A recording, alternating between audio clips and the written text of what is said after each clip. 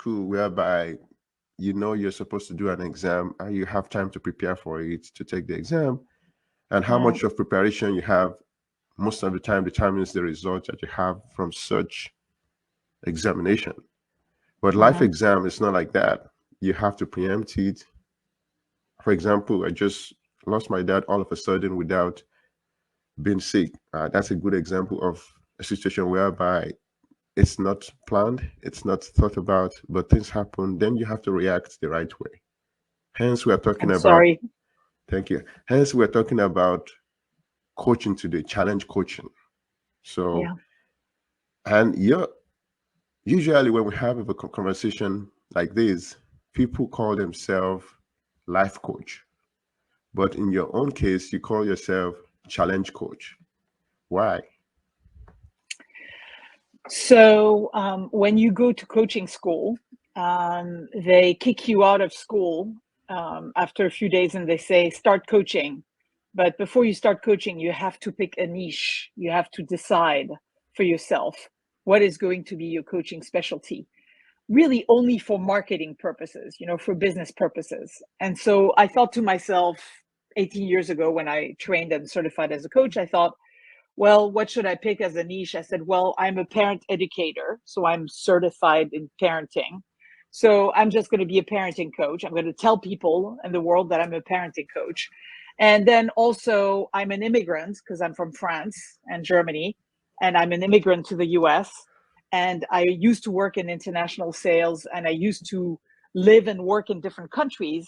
So I thought I have a little bit of experience in that field. I will be also an expat coach. So I said to the world, here are my niches. I'm a parenting coach and I'm an expat coach. And nobody came from these two areas. No parents came at first and no expats came at first. And I was looking at my clients and I was thinking, what do they have in common? They're all sorts of different ages, from 16 years old till 60 years old. They are rich and they are poor, and they are executives and they have simple jobs, or they have no jobs. Uh, uh, they are strong and courageous and doing well, or they're really struggling. They're males or females or something else. So just like, it made no sense. I just couldn't tell. And then finally, it started becoming clear that all these people, what they had in common is that they had really self-identified very difficult life challenges. And a little story is that I used to have an MBA and I used to do international sales and marketing. That was the first 10 years of my career, 12 years. And then I had children and I didn't want to be traveling the world all the time. I wanted to be close to my children. And so I thought, I want to do another job. What could I do? And ever since I was young, people would always come to me naturally and tell me their problems. And I would love to help them solve their problems. And I think I was pretty good at it naturally. So when I had my children and I decided I didn't want to do international sales anymore, I thought to myself, what could I do? And I thought, oh, I know, I'm going to become a psychologist or a therapist, because I'm really good with people. I love helping people. That's what I want to do. Well, as a French person with an MBA in the United States, in order to become a therapist or a psychologist, I had to start studying from scratch again, from zero. And my husband said, no, no, no, you don't have time. We have two small children. We don't have the money. It's too expensive. You're not doing that.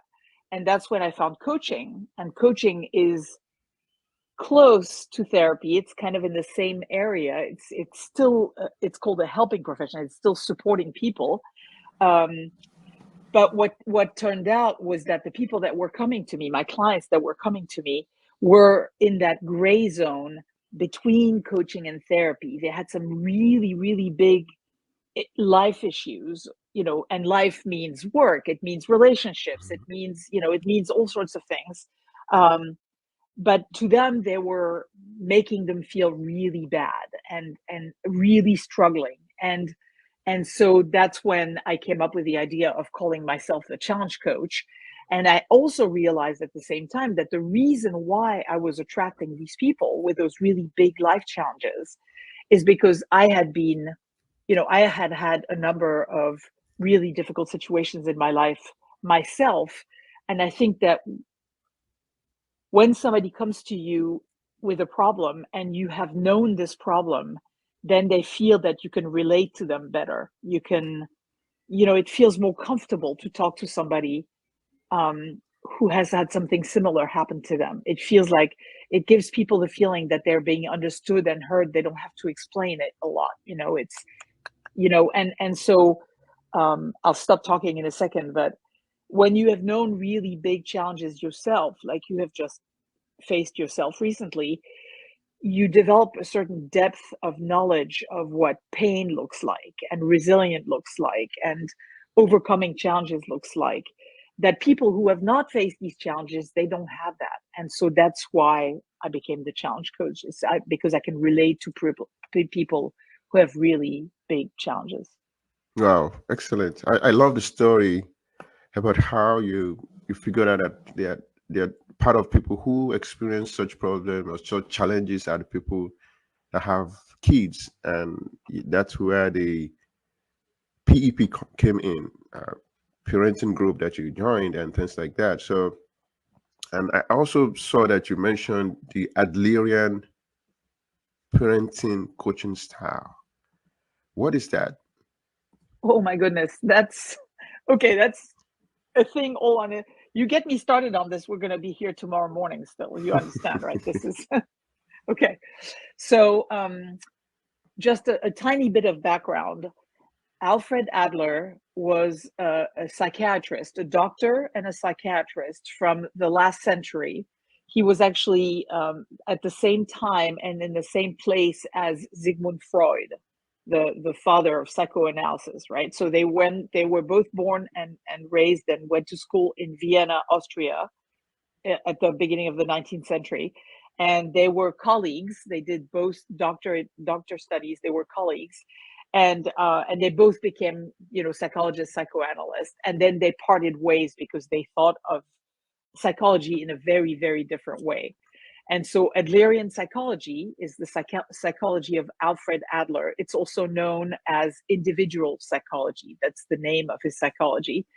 And he's kind of known in the coaching world as the grandfather of coaching. He's also known as the grandfather of most modern psychotherapy movements: cognitive behavioral therapy, dialectical behavior therapy, positive psychology. All these modern psychology currents originate in the philosophy and the psychology of Alfred Adler. And he was also basically the first coach because of the way he interacted with his clients, with his patients. He was asking questions. He was not assuming that he knew better than the people that he was working with. He always said, there's only one expert here in this room, in you, and that is you, not me. I don't know your life. I don't know your experience. And this is very much a coaching posture, a way of apprehending other humans as experts in themselves and also as capable as of solving their own problems, just sometimes with a little help from a friend. And that's a coach, or that's an Adlerian therapist, right? So that's what Adler is. And one of the things that Adler wrote about and taught about and practiced was a certain form of parenting.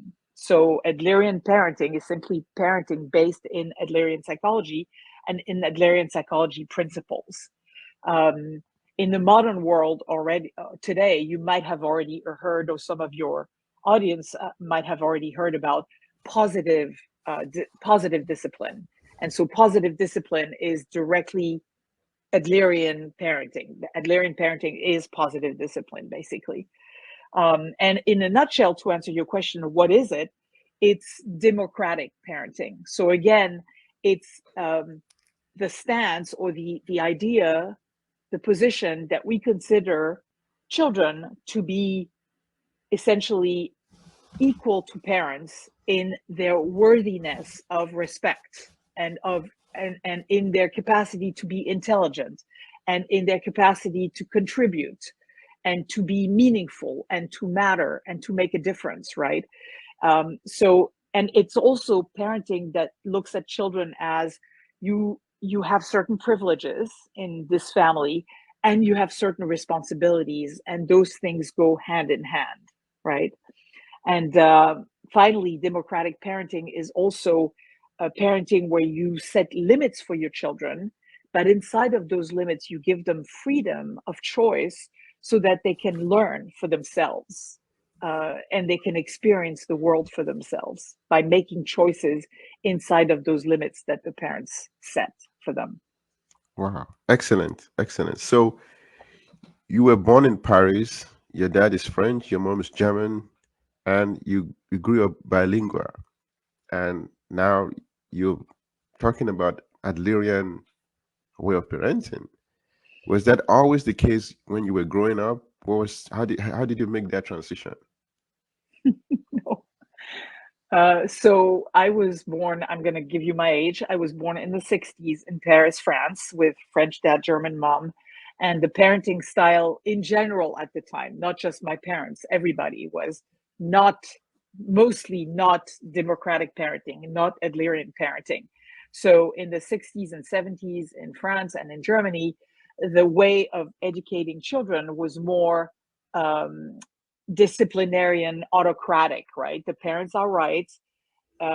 Discipline means you teach the children and you teach them with punishment or with rewards, right? And so if a child doesn't do what they need to do, what they're supposed to be doing, then the parent, in the traditional autocratic style of parenting, the old style of parenting, the parent is going to say, oh, here's a reward because you did well, or here's a punishment because you did not do well, in the hope that by punishing the child, which really means to hurt the child, they're going to learn the lesson. They're going to learn, and next time they will do better, right? They will, because they have been punished, in other words, hurt, next time they will do better because they will have learned.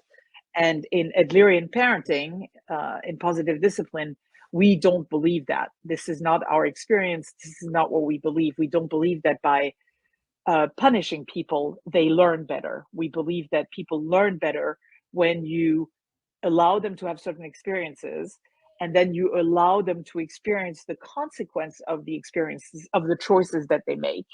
And that's how people learn. People learn better if you allow them to experience for themselves the consequences of their actions. And that's true in parenting, and that's true also a little bit in coaching. It's different, but it's the same thing. It's Wow. also this idea that you cannot make somebody really do something.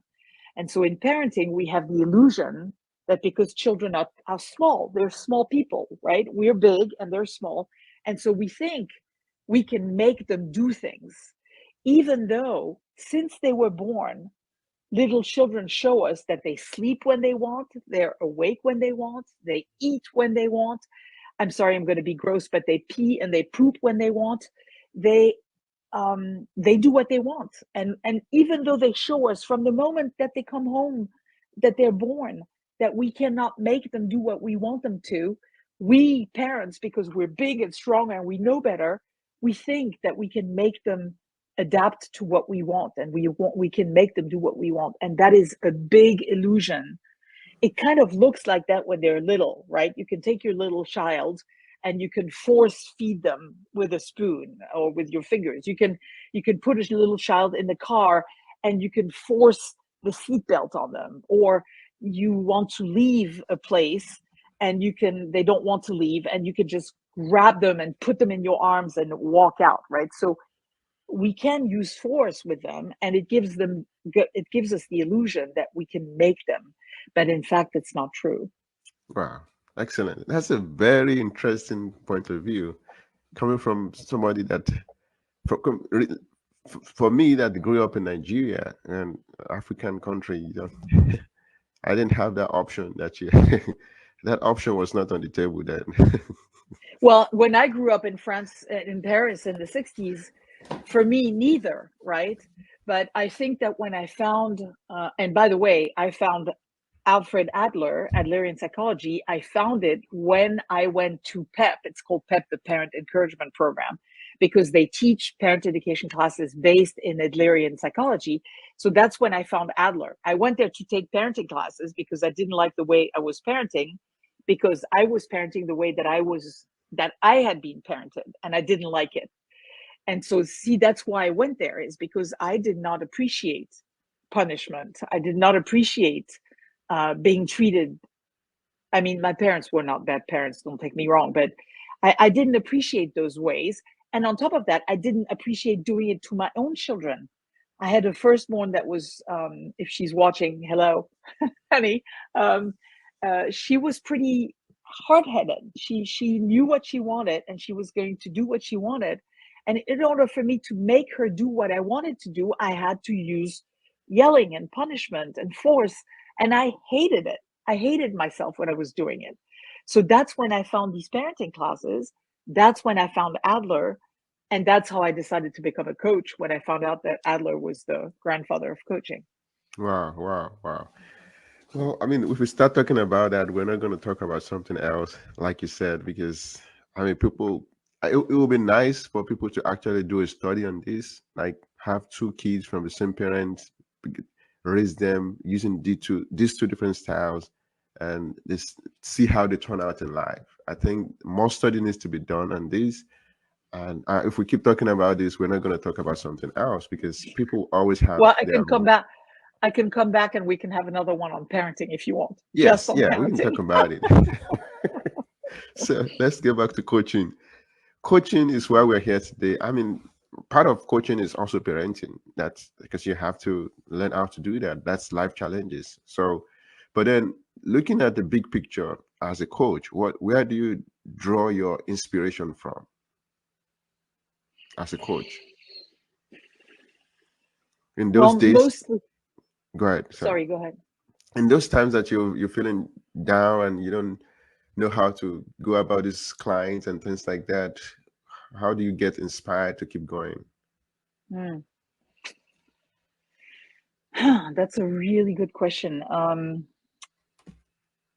Well, I think every morning I wake up and I feel so blessed, and I'm so grateful that I found this profession and that I'm able to do it, and that I was able to start my business and to do well enough in the business that I was able to continue doing this.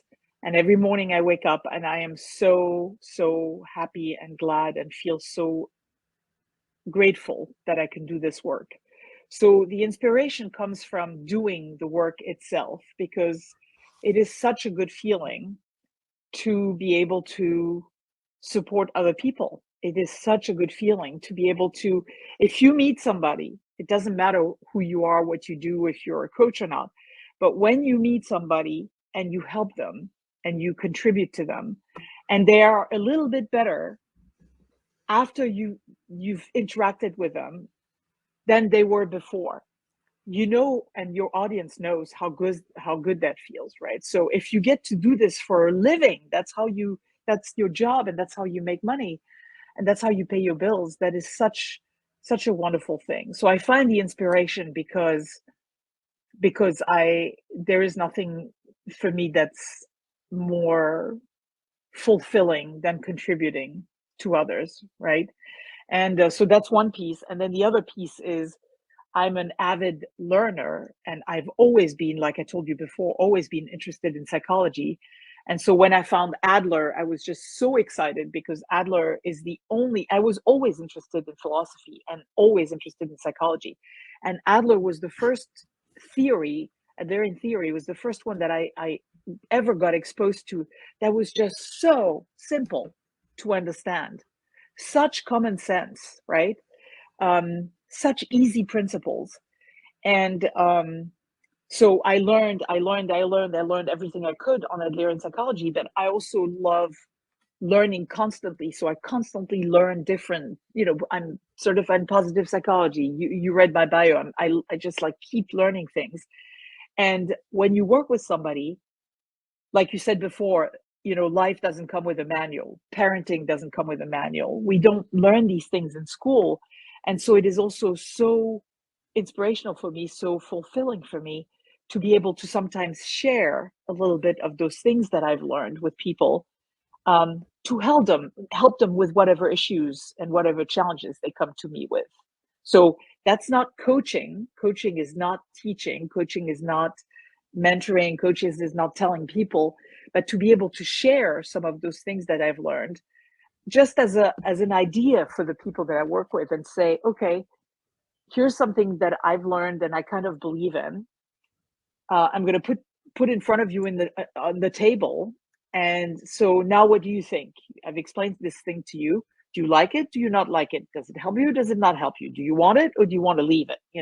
And so in coaching, people get a choice to do whatever they want with this. But it's very exciting for me. Also in my trainings, that's also why I'm a trainer and why I'm a speaker, is because I love speaking about those things that I've learned, that I believe in so much, and that have made such a difference for me in my own life and in my own understanding of the world and of humans. Wow, exciting. Thank you so much.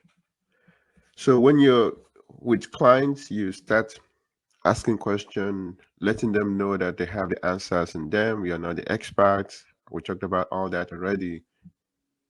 And of course, there are different methods and different tools that you use to make sure that you help your clients.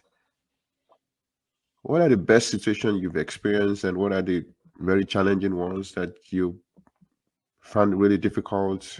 Are there any examples of how you were able to maneuver such situations? So first, I have to tell you that when you become a coach and you become a certified coach and you belong to the profession, you signed a pledge of allegiance, so to speak. You signed a pledge of ethics, and in this pledge of ethics, we coaches, like psychologists, also we promise to our clients complete confidentiality, right? So nothing that we talk about in those sessions gets revealed. So I cannot give you I can give you like general ideas of examples, but they have to remain very vague. So just so you know, if I'm giving you examples, sometimes they're kind of a conglomerate of different Yeah. people with different stories, right? Mhm. But I can tell you that generally speaking, and I'm happy to give you a few specific examples, but generally speaking, um, the clients with whom coaching is really, really efficient and really works extremely well are clients that really are, this is going to sound really silly, our clients that are really coachable. And what does that mean? It's when somebody comes to you and they're ready. They're ready to do the work. So sometimes people think, oh, wow, I had never heard about coaching. That sounds really interesting. And I have this thing I want to do. I want to change my career. I want to get better along with my spouse, whatever it might be, right? I'm not happy in my life right now and I don't know why, whatever the case may be. They think they're ready and they come to coaching. And in fact, there's too many things still that are getting in the way that makes them not be really ready. So it's almost like a fruit. For a client to be really coachable and for a coaching to be really successful, the client has to be ripe for coaching. And I don't exactly know, like I can't give you a recipe to tell you what does that mean, what does that look like. But because clients are coming to coaching and they just cannot take it anymore. They are so ready for change. They're so ready for something else, right? That then they show up for the session. They do the work between the sessions, because coaching always has action items between the sessions to move coaching forward. Coaching is a very efficient modality, right? And so a client is ready because they're eager and they're moving forward fast and they're doing the work fast. Now, that doesn't mean that some people don't come to coaching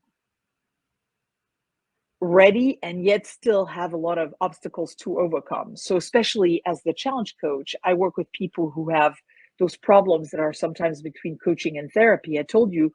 So for example, it might be somebody who comes to me and says, I want to work on getting a better job. But then the truth that comes out a few weeks or months later is what they really want is they are not happy in their marriage and they want to separate from their spouse, but they have no idea how to do this. They have children, they're financially dependent on the spouse, whatever it might be. They're afraid maybe of the spouse. And so it takes them a while to tell you that that's what they want to work on. And then when they start working on it, they're really ready. They want it badly, but it's such a huge mountain. It's such a huge, difficult problem that it takes a long, long time to overcome all the obstacles to try to help them to reach that challenge, to reach that goal, right? So even when a client is ready, that doesn't mean it's always easy or it happens really fast, the change that they're looking for. But you know that they're ready when they are, I call it showing up. So they are eager, they're coming to the session, they're struggling, they're working. And sometimes it goes fast and it's painless. And sometimes it doesn't go fast, it goes slow and it's painful. But they are in there with you. You know, they're doing the work. And as a coach, you know that a coaching is working well and that a client is ready if the client is doing the work and not you. The coach is not supposed to do any work. The client is supposed to do the work because I told you before, we can't make anybody change. So we can't make a coach or a therapist cannot make their client change. The client has to do the hard work. They have to change. We can't make them change. We can only be their catalyst. Good, good. Thank you so much. Thank you. So the clients needs to do the work. The coach is just there to guide. Yeah. That's good. Still talking about coaching, one of the things that I found out about your work is that you co-authored a book that's also talking about psychodrama with another person. You were the second author or first author, and you were both on the book. And I think that book was trying to make a connection between coaching and psychodrama. And can you give us a short hint on the connection between coaching and psychodrama?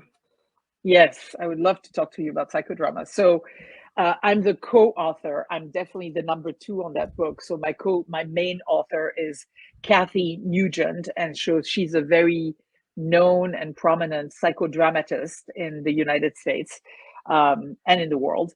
And we wrote this book because, as you can tell from the word and from the name, psychodrama is normally for psychologists and for therapists. It's a therapeutic method of helping therapy clients. Okay, so it's for psychologists. So as a coach, I went to a conference and I did a psychodrama class, and I fell so in love with it, like I fell in love with Adler, right? It was just so amazing. And what was amazing about it, so I can tell your audience what psychodrama is in a nutshell. So it's a form of therapy, it's a form of group therapy. So usually it's groups, you have a bunch of people together, and the protagonist, so the person who has a problem, works with the director, who's the therapist, and they go on a stage, like in the theater, and they start with the director, the therapist, and the client, the protagonist, start working on the problem, but they do it in a way of theater. They create a theater play, so to speak, and they bring in from the audience, the people that are sitting there in front of you, they're bringing in people from the audience to participate in the play, right? So Oliver, would you like to be the father? Maria, would you like to be the mother? Joe, can you be the dog in this scene, right? And they play a little theater, they create a theater play to help the person, the protagonist, solve their problem, their psychological problem, their the problem of their story, right? And the reason why I loved it so much is because you are now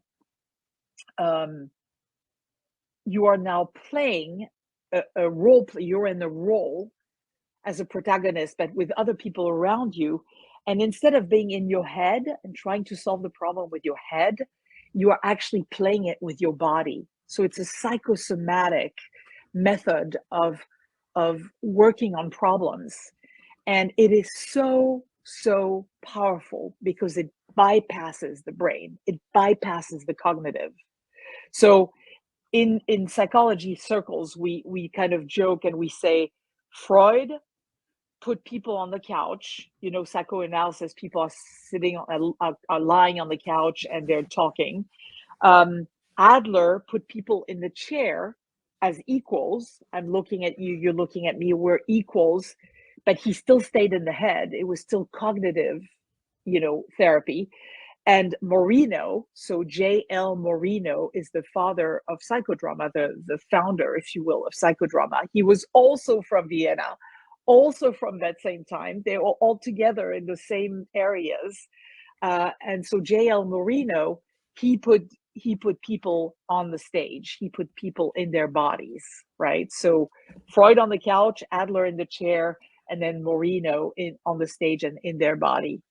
So to answer your question, I loved psychodrama so much, and I took many years of classes with Kathy Nugent, my co-author, and I kept telling her, I'm so frustrated. This is for therapists, and I want to use this in coaching. How can I use this in coaching? I'm not allowed to because I'm not a therapist. And she started saying, many years ago, she said, why don't we write an article on how we can use some of these tools and these exercises that we use in psychodrama in coaching?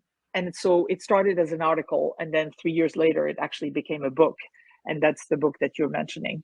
And the book is it's a workbook, and it helps people, it helps coaches understand a little bit better what psychodrama is. It helps psychodramatists understand what coaching is. And it helps coaches use psychodramatic tools in coaching in a way that's ethical and okay. And so I can give you an example. Do you want an example? Good. Go ahead. Okay. So imagine, for example, that a coaching client comes to me and says, I am so mad at my father. It's because of my father that I'm not moving forward in my career. They always wanted me to be a doctor, so I became a doctor, but I hate being a doctor. What I really wanted to be is I wanted to be an environmentalist or whatever, right? But now he's dead and I can't tell him all the damage he's done because, right? And so what you can do is you can do an exercise called the empty chair.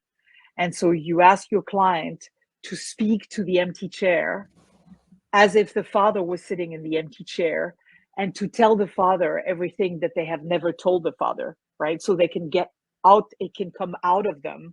It gets out of them and then you can reverse roles.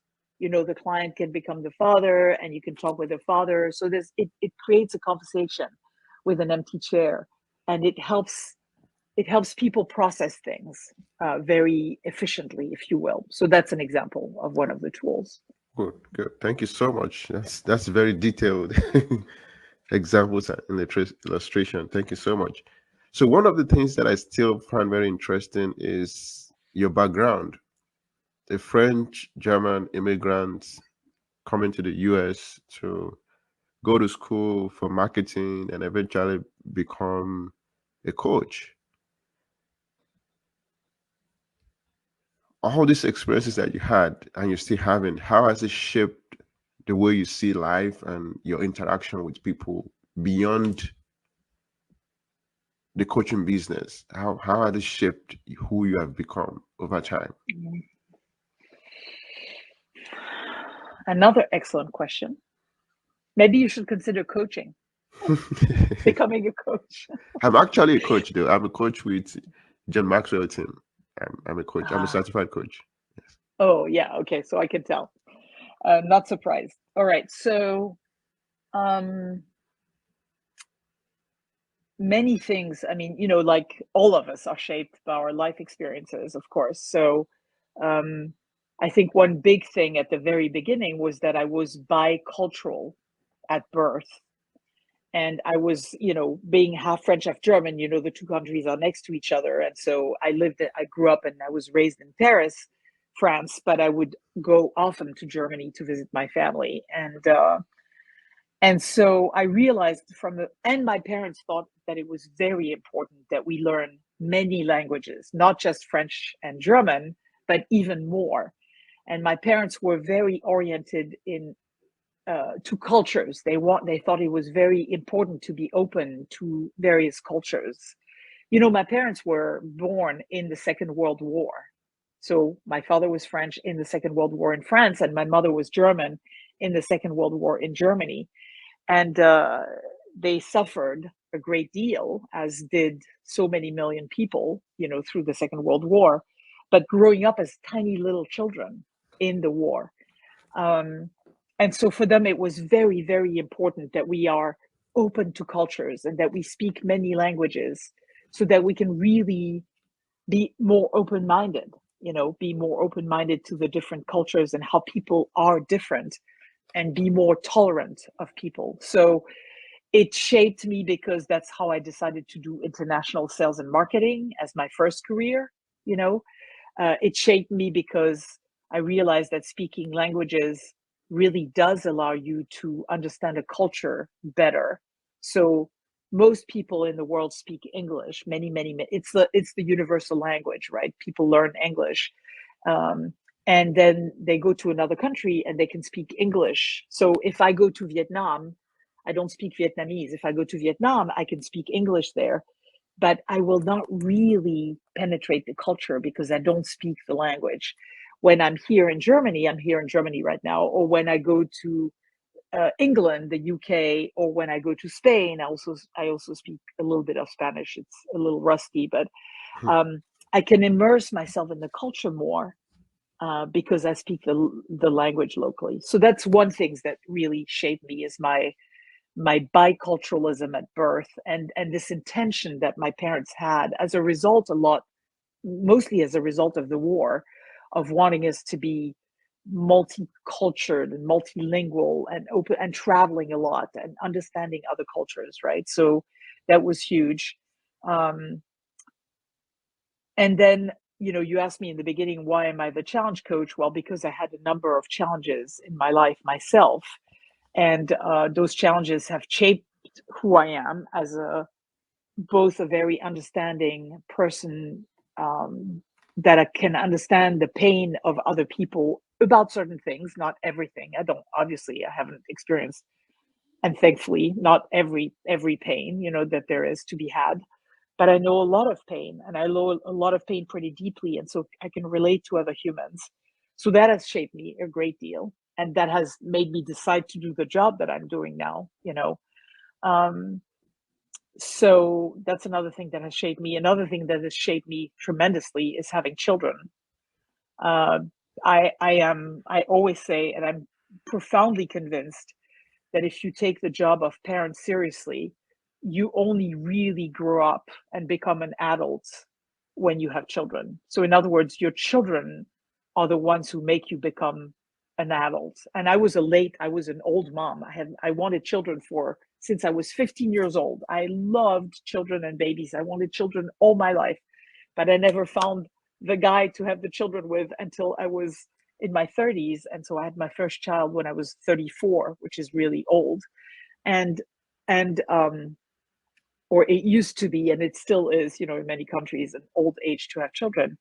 And then even though I was 34 and 36, I really only became an adult when I had my children. And what I mean by that is I became really responsible, you know, because I know that a lot of parents don't see it that way, but to me, it was the most important thing I have ever done, is to have children.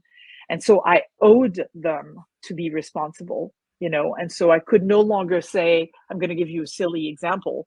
They would say it's not silly because they keep telling me how it has shaped them in a negative way. But because I'm French, I'm always late.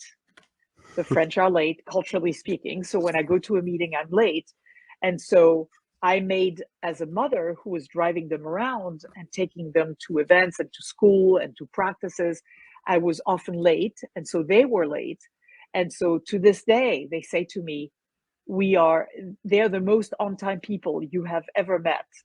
And that's because of me, because I was late. And they say, you have made us, you know, psychologically unhealthy because we were always late because of you, you know. So that's a small example. And I tried. They don't give me any credit for this, but I've become so much better. I'm actually, you know, I was on time today. I was here before you. That 30 years ago, 25 years ago, before I had my children, I would not have been on time, you know? So I grew up through having my children. You have to, if you take it seriously. So Good. that's another thing that has shaped me. And then the last thing that has really shaped me,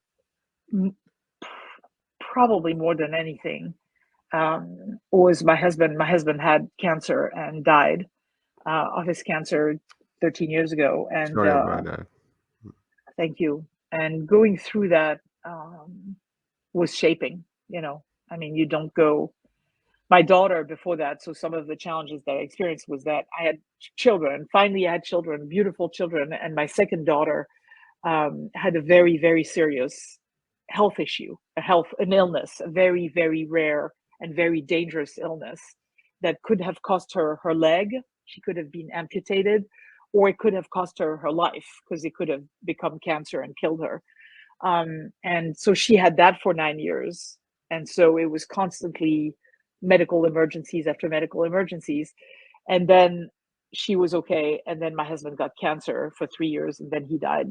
And so, those medical experiences, those very difficult medical experiences, have really shaped me, because they have created, resilience in me. They have made me become a coach also, because, thank goodness I was a coach, and I was able to practice what I've learned and what I'm helping my client with in terms of resilience and overcoming challenges and things like that.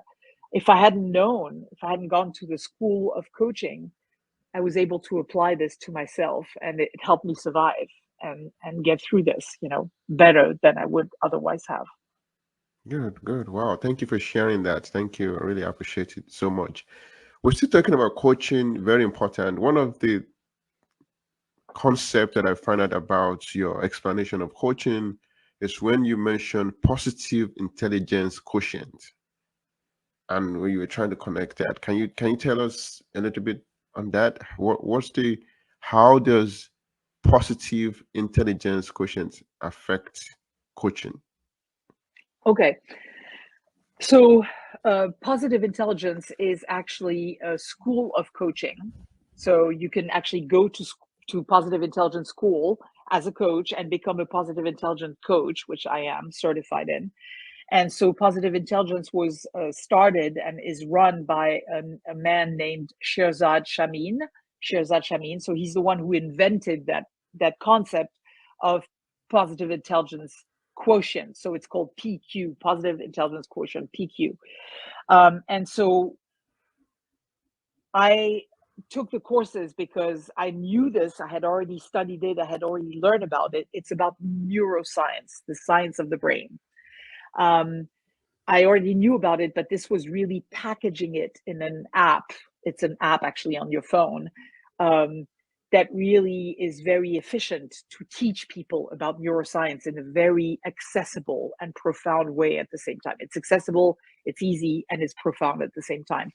And my struggle was that I knew about this before I did the training and the certification. I knew about this, and I was telling my clients about this, and I was trying to help my clients manage their brains better, so be less reactive in the face of challenges. And they would always do the work when we would be together in coaching. But then as soon as they would be done with coaching after 3 months or 6 months, they would stop doing the work, and they would fall back into the old habits. And I could not figure out how I could get my clients to continue doing it. And the positive intelligence program and app helps people continue doing it forever, right? So what it is the essence of challenge coaching, the essence of what I do. So imagine you are in the pampa, in the tundra somewhere, in the desert, I don't know, and a lion is running towards you. A lion is running towards you. What happens to your brain? Your brain flips out, and you go into survival mode. So when you have a challenge, when somebody cuts you off in traffic, when your plane goes through a really bumpy ride, when you get smacked by a big wave on the beach and you think you're going to drown, things like that. You're about to get into a very dangerous moment. You flip out, your brain flips out, so that you go into survival mode, what in English we call the fight, flight, or freeze mode, right? And so your brain is there, the job of the brain is to protect you, to protect us, so that I can survive and you can survive, right? So that's its job. And so as soon as the danger appears or perceived danger appears, the brain goes into this reactive fight, flight, or freeze mode. It's good, this fight, flight, or freeze mode. It's good in the moment where the lion is running towards you, because it mobilizes you. It turns out everything that is not important, and it mobilizes you so you can run really, really, really fast, or you can, climb up a tree, or you can protect yourself, freeze and protect yourself so that you can survive. So it's very, very, very helpful. It's very useful, this fight, flight, or freeze mode. It is not useful if you stay in that mode, because when you go into fight, flight, or freeze mode, when your brain flips out, you no longer think. So you can either be in reactive mode, fight, flight, or freeze, in survival mode, or you can be in calm, collected, cool, rational thinking mode. But you cannot be both, right? And so if you are in line at the store and somebody starts screaming at you, you go into fight, flight, or freeze mode, which means that what you're going to do is you're going to fight back. You're going to start screaming back at the person. Say, what are you talking about? I didn't do this. You're an idiot. Blah, blah, blah, right? Do you think you're going to solve the problem with the person by they're mad and you get mad, everybody's mad, no problems get solved? The only place in the brain from which we can solve problems is the unflipped brain, the cool, calm, positively intelligent brain. That's the brain that solves problem, right? And so that's what positive intelligence is. Positive intelligence is learning how to monitor and manage your brain so that you become less reactive and you quickly learn how to calm yourself down, so that you can then solve the problems and face and overcome the challenges that are facing you in day-to-day life. Good, good. This is going to be my last question for today because of time. I'm looking at the time. You mentioned earlier that you tend to get late to where you're going to with your kids. And I also want to let you know that that's a little bit an overlap with African culture, because when we go somewhere, some people actually intentionally get late to the place and they say, "Oh, that's African time," because they have to be late to 1 hour. So that I find that really interesting. So that would lead me to ask this question: you were born to a French dad and a German mom. How was the cultural dynamics growing up? Which culture was there? Like, oh, this is because they came from different culture, right? How did you? Which of the culture did you embrace most, and how was the dynamics playing out with different culture, and how was the experience for you? So my mother is the one who moved to France with my father. So she was an immigrant in France, and she really embraced French culture. She was almost like, that's probably why she fell in love with a French man, is because she really loved the French culture. She loved many, many things. We don't have time to go in detail, but she was already French before. She was not a real German. She was already a little bit French in her heart, right? So she embraced it. So we really grew up, but at the same time, she was still German. And so in each culture in the world, there's really good things about the culture, and there's less good things about the culture. And that is in the eye of the beholder. That everybody's going to have a different perspective of what's good and bad about the culture, right? But in each culture, there's good and bad. And so what happens when I was growing up is sometimes I felt myself being more of one thing, and I would say, oh, no, I'm half French, half German, but I'm much more French than German. And then a few years later, I would be the opposite. I would have grown up a little bit, and I would say, oh, no, I feel more German, And so it actually changed as I was growing up. And then when I became an adult, and then when I came to the US, because now I'm half French, half German, and also half American, I have three. Um, I took the best for me. That does not necessarily the best for you, but I feel privileged again because I was able to take the best from each culture. So, for example, for me, something really great about Germany is the discipline. They're very disciplined. They're very respectful of the rules. They are on time. They respect the agenda. They respect the rules and the laws. So do the Americans. They also are very respectful of each other, of the rules, of the laws. The French are, woohoo, it's party time, right? And so that's one thing that's wonderful about France is, you know, the food culture, the friendship culture, the having a good life culture, right? That is not so much what they do in Germany. In Germany, they're hardworking. In America, they're hardworking. In France, they're hardworking, and they work hard because they want to have a good time. So I took what I liked of each culture, and so it enriched me, and I let go of what I don't like, and that has changed over the years. I used to speed on the highway in France all the time because I'm half German and half French, and now I don't do that anymore, for Of example. course, you're going to get a ticket if you do that here. Right. Well, thank you so much. That ends our session today. I want to give you some time to transition to your next meeting. Thank you so much, Pascale Brady, for being here. Thank you, our viewers, for joining us. Until next time on Solution Illuminators Series podcast. Bye, everyone. Bye. Thank It you so was my much, Pascale. pleasure. All right, Thank you thank very you. much. Yeah. I look forward to next time. You Take too. care. Bye. Bye-bye.